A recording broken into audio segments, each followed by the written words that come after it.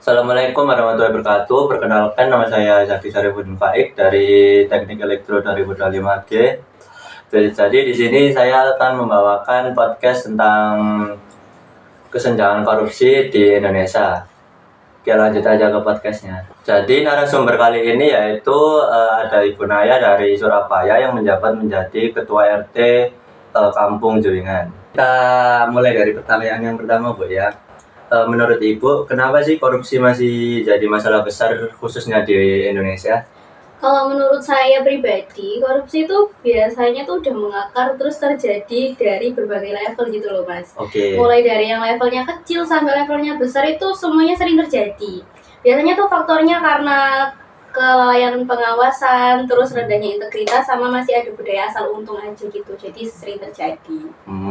Lanjut ke topik berikutnya, Bu ya.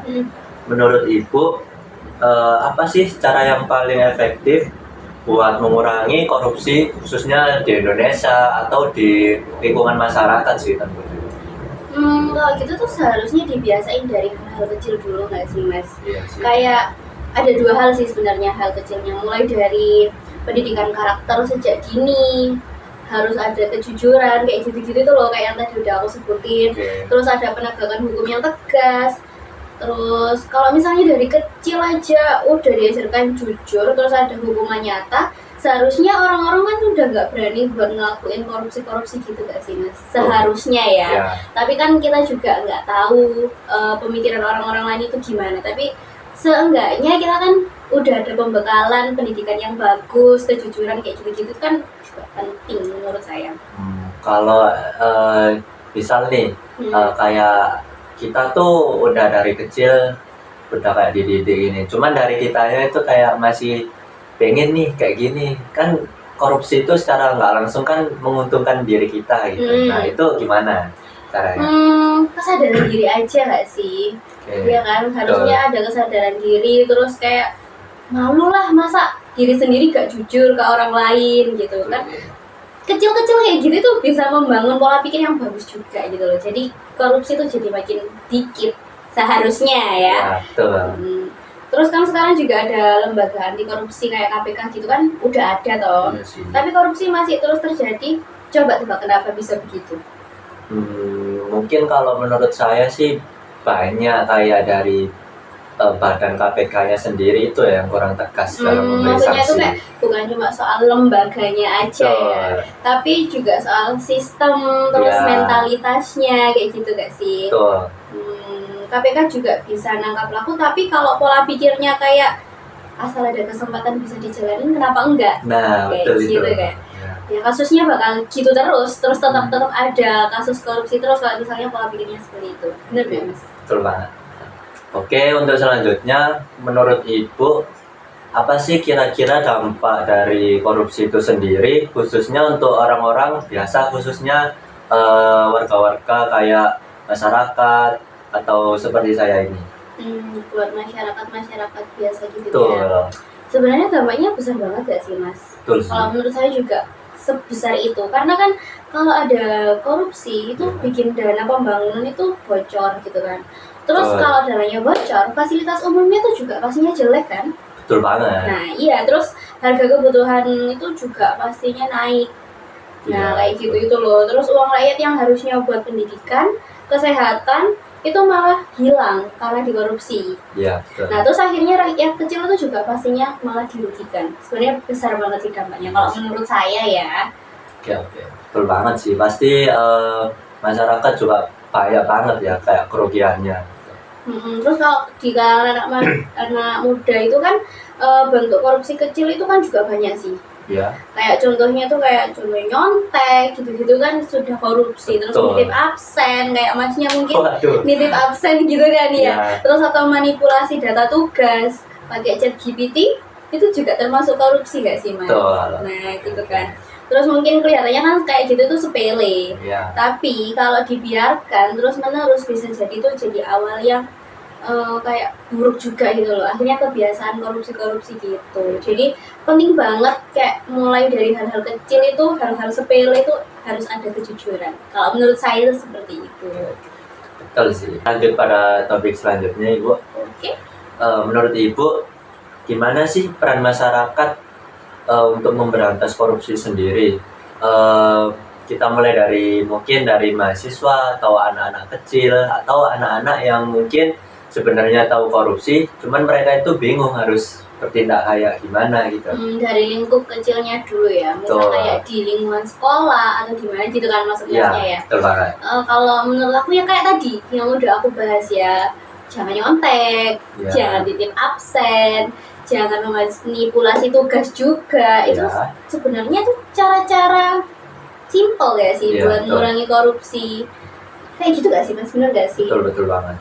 Terus mungkin kalau misalnya di lingkup masyarakat yang besar itu kayak bisa mulai dari transparansi aja, kayak laporin aja kalau misalnya lihat hal-hal penyimpangan, misalkan ada pungli, itu kan juga termasuk korupsi ya. Iya banget. Terus jangan diem aja, jangan kayak misalnya apa ya, kalau korupsi yang marak sekarang itu di mana ya? Kalau korupsi sekarang itu kayaknya sih di itu sih kayak di pungli-pungli itu biasanya gimana bisa. ya? Mereka itu kayak misal di suatu wisata kayak mereka itu banyak banget buka tiketnya gitu. Iya kayak gitu, itu kan termasuk bohong juga ya. Iya, betul. Nah gitu kan bisa dihilangin gitu. Jadi kalau misalnya kita sadar nih ada teman kita kayak, wah ini dia penyimpangan nih, ada penyimpangan dana-dana yang seharusnya nggak dikeluarkan tapi dia keluarin gitu kan ya. Jadi laporin aja, jangan diem, pastinya kayak gitu kan. Terus kayak budaya jujur, terus adil, terus terbuka di lingkungan masing-masing itu juga harus diterapi juga gak sih? Oke, harusnya. Korupsi itu sebenarnya bisa dilawan kalau kita semua itu terlibatnya dalam hal baik ya tentunya. Kayak saling sadar aja, jangan saling pengen punya keuntungan sendiri-sendiri. Iya kan? Oke. Untuk selanjutnya mungkin misal nih dalam korupsi sendiri kan nggak mencakup, tidak memandang orang, tidak memandang bulu nih. Contohnya kita dalam kayak wewenang yang tinggi, contohnya DPR nih, kan harusnya dari awal itu kayak nggak kelihatan kan, pasti ujung-ujungnya nanti ketahuannya tuh di terakhir gitu. Nah respon ibu nih, gimana sih pandangan ibu tentang kayak wewenang-wewenang tinggi itu melakukan korupsi? Tuh.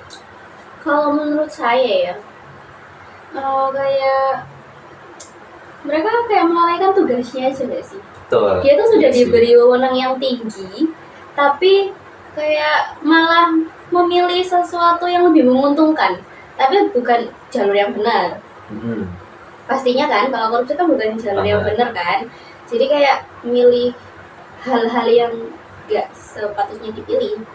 Jadi ngerepotin KPK aja sih menurut saya. Betul ya. Terus jadi merugikan banyak masyarakat sendiri juga. Kayak gitu. Menurut ibu nih, gimana sih?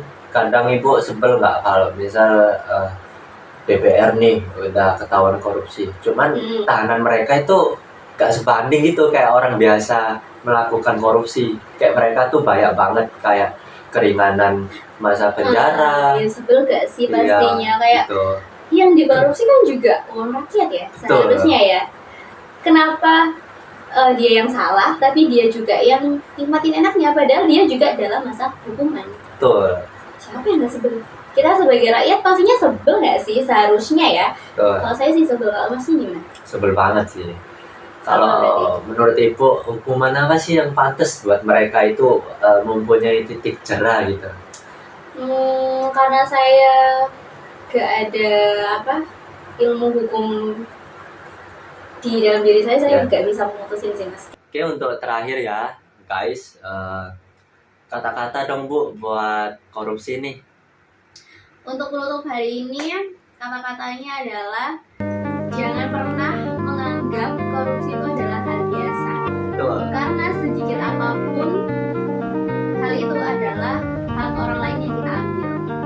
Biasakanlah jujur dan bertanggung jawab, karena perubahan besar itu dimulai dari diri sendiri.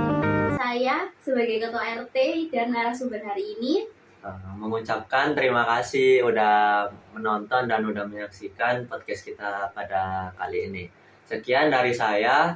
Wassalamualaikum warahmatullahi wabarakatuh. Bye bye.